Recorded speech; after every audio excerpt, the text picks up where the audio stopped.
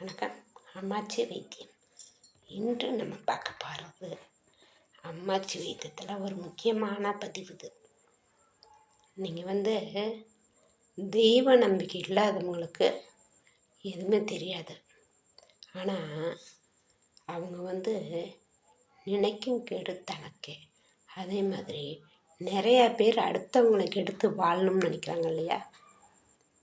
அதை பற்றி தான் பேச போகிறேன்.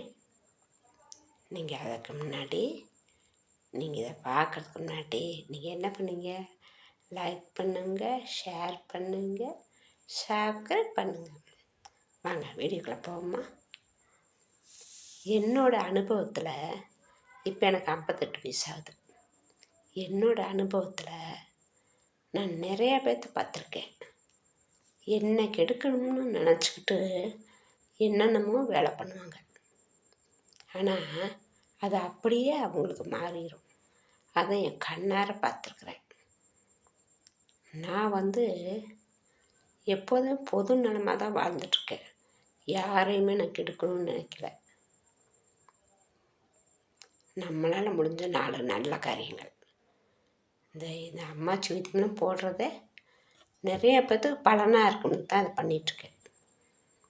ஏன்னா எங்கள் தாத்தா வைத்தியர், ஒரு தாத்தா வைத்தியர் உடம்பை பார்க்குறவர், ஒரு தாத்தா மிலிட்ரி.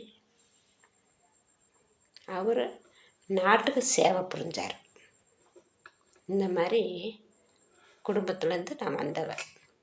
அதனால் என்னால் முடிஞ்ச ஒரு நல்ல காரியங்களை தான் நான் செய்யணும்னு ஆசைப்பட்டிருக்கேன்.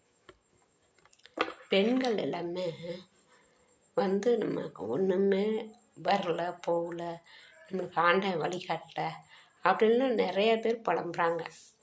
ஆனால் அதுக்கு காரணம் நம்மளுக்கு நாமே. நீங்கள் வீட்டில் மங்களகரமாக இருந்தாவே நம்ம வீடு செல்வம் நிறைய பெருகும். அதை விட்டுட்டு நான் ஒன்றுமே வரலன்னு சொல்லிவிட்டு வீட்லேயே சும்மாவே உக்காந்துக்கிட்டே இருந்தாங்கன்னா வராது. தேவையில்லாத அடசல் ஜாமான்கள்லாம் தூக்கி விட்டு இருந்துட்டு வாசலில் மஞ்சள், கற்பூரம், பச்சை கற்பூரம், உப்புக்கல், இது 3யுமே நல்லா நுணுக்கி மஞ்சளில் கலந்து நீங்கள் வாசலில் தண்ணி தெளிங்க. உங்களுக்கு எப்படியாப்பட்ட ஒரு துஷ்ட விரக்தி, கந்திஷ்டி எல்லாமே காணா போயிடும். அதுக்கப்புறம் வீட்டில் இந்த ஐயோ அம்மம்மா அப்படின்லாம் அலறக்கூடாது.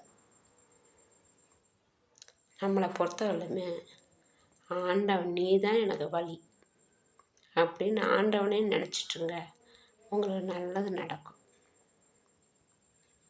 நீங்கள் யாரையாவது பழி வாங்கணும், அவங்கள நம்ம கெடுக்கணும்னு நினச்சிங்கன்னா அது உங்களுக்கு தான். நினைக்கும் கேடு தனக்கே. அதே மாதிரி முடிஞ்ச அளவுங்க நீங்கள் நல்ல காரியங்களை செஞ்சு நல்ல மாதிரியான உங்கள் பிள்ளைக்குட்டிங்க பிறந்தது எதுக்காக? பிள்ளைக்குட்டியை வளர்த்து ஆளாக்கி அதுங்களை ஒரு பெரிய மனுஷங்களாக்கி அவங்களுக்கு நல்லது கிடை பார்க்க தான் உங்களை ஆண்டவன் படைச்சிருக்காங்க. அதை விட்டு நீங்கள் அடுத்தவங்க குடியை கெடுக்கவோ இல்லை அடுத்தவங்கள பழி வாங்கவோ அவங்கள கெடுக்கணும் அப்படின்னு நினச்சா அது நம்மளுக்கு தான் வரும். அதனால் பெண்கள் ஆங்கார புத்தியே இருக்கக்கூடாது. எப்போதுமே நம்ம சிரிச்ச முகத்தோட, பெண்கள் ஆம்பளைக்கு வெளியே போகல சிரிச்ச முகத்தோட அவங்கள அனுப்பிக்கணும். அதுதான் முக்கியம். 1000 சண்டை வம்பு இருந்தாலுமே வெளியே எவ்வளோ வெளியே நடக்குது தெரியுங்களா? வெளியே போன ஆம்பளை வீடு திரும்பின அன்றைக்கி தான் நிச்சயம். அதனால் நீங்கள் முடிஞ்ச அளவுக்கு நல்லது செய்யுங்க, நல்லதே நடக்கும்.